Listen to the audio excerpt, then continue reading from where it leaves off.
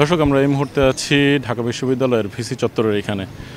আপনাদের জানিয়ে রাখছি, ঠিক এই জায়গাটিতে 3:30টার পর বৈষম্য বিরোধী ছাত্র আন্দোলন তাদের গতকাল যেসব শিক্ষার্থীরা মারা গেছেন সারা দেশে নিহত শিক্ষার্থীদের জন্য গায়েবানা জানাজা অনুষ্ঠিত হয়। এরপর এইখান থেকেই ভিসি চত্বর থেকে টিএসসির দিকে তারা মিছিল নিয়ে যাচ্ছিল। ঠিক মিছিলের চলাকালীন সময়ে পিছন থেকে পুলিশ টিয়ার সেল এবং সাউন্ড গ্রেনেড নিক্ষেপ করে। এরপর থেকেই মূলত আসলে এখানে সংঘর্ষ শুরু হয়। সংঘর্ষের চলার এক সময়ে আন্দোলনরত শিক্ষার্থীরা তাদের হলের দিকে, সূর্য সেন হল এবং দিকে তারা ছুটে যায়। সেখানে দফায় দফায় সংঘর্ষ হয় এবং সংঘর্ষের মাঝখানে police tear shell, rubber bullet এবং সাউন্ড গ্রেনেড নিক্ষেপ করেছে। এখানে যারা কয়েকজন ছাত্র ছিলেন আন্দোলনকারী, তারা বলছেন যে অন্তত পক্ষে 12 থেকে 15 জন ছাত্রের গায়ে গুলি লেগেছে এবং অসংখ্য ছাত্রছাত্রী আহত হয়েছে। আমাদেরকে শিক্ষার্থীরা আরও জানিয়েছেন যে এইখানে যখন সাউন্ড গ্রেনেড মারা হয়, তাদের মধ্যে যারা ছাত্রী রয়েছেন, ছাত্রীরা আসলে তারা পড়ে গিয়েছিলেন, তাদেরকে উদ্ধার করারও তারা সময় পাননি।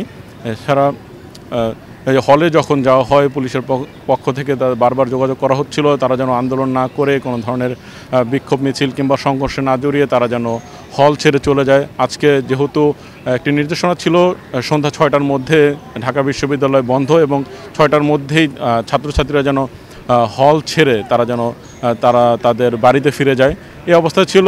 কয়েকটা বিষয় এখানে দফায় দফায় সংঘর্ষের ঘটনা ঘটে। এখানে আমরা ঢাকা বিশ্ববিদ্যালয়ের বৈষম্য বিরোধী ছাত্র আন্দোলনের নেতাদের সাথে কথা বলেছিলাম। তারা প্রথম দফায় যখন হামলা হয়, এরপরে তারা ঠিক এই জায়গাটাতেই তারা অবস্থান করেছিলেন কয়েকজন। তারা বলছিলেন যে কোনোভাবেই হোক তারা গতকাল যেই ছাত্ররা নিহত হয়েছেন তাদের হত্যার বিচার যেন হয় এবং তারা এই জায়গাটি তারা কোনোভাবেই ছাড়বেন না, এটা যে কোনো মূল্যে তারা এই জায়গাটি রাখবেন। কিন্তু পরবর্তীতে দেখা গেছে যে আসলে পুলিশের প্রতিরোধের মুখে আসলে তারা টিকতে পারেননি। তারা হলে গিয়েছেন এবং 5:30টার পর থেকে হলের যারা সাধারণ শিক্ষার্থী রয়েছেন তারা কিন্তু যে নীলক্ষেতের যে গেট রয়েছে ঢাকা বিশ্ববিদ্যালয়ে, সেই গেট দিয়ে তাদেরকে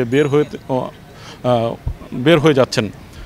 পুলিশের তরফ থেকে বলা হচ্ছে যে বের হওয়ার সময় তাদের কোনো ধরনের বাধা পুলিশ দেবে না। এছাড়া আরেকটি বিষয় জানিয়ে রাখছি যে এখানে ঢাকা বিশ্ববিদ্যালয়ের ভিসির সাথে দেখা করার জন্য ডিবির যে অতিরিক্ত যুগ্ম কমিশনার হারুনুর রশিদ তিনি এসেছিলেন এবং আমরা বলতে শুনেছি যে তিনি গেটের সামনে দাঁড়িয়ে ভিসি স্যারকে ফোন দিয়েছিলেন যে তিনি তার সাথে দেখা করতে চান। তখন ভিসি স্যার প্রতি উত্তরে বলেছেন যে তিনি আসলে বাসভবনে নেই। পরবর্তীতে ডিবির প্রধান হারুনুর রশিদ তিনি এখান থেকে চলে যান এবং আপনাদের যে জানিয়ে রাখছি, ঠিক এই জায়গাটিতে কিন্তু আজকে গায়েবানা জানাজা অনুষ্ঠিত হয়েছে। গায়েবানা জানাজাটা অনুষ্ঠিত হওয়ার কথা ছিল টিএসসির রাজু ভাস্কর্যের পাদদেশে, কিন্তু সেখানে তারা আসলে যেতে পারেনি। সেখানে পুলিশ এবং ছাত্রলীগের অবস্থান ছিল।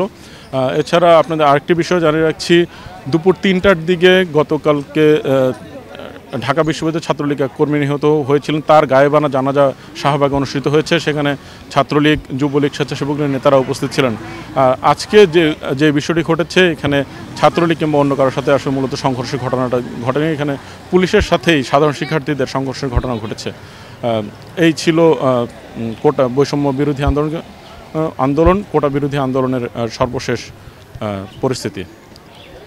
ইয়াসিন রানা, এটিএন বাংলা, ঢাকা বিশ্ববিদ্যালয় থেকে জানাচ্ছিলাম সর্বশেষ।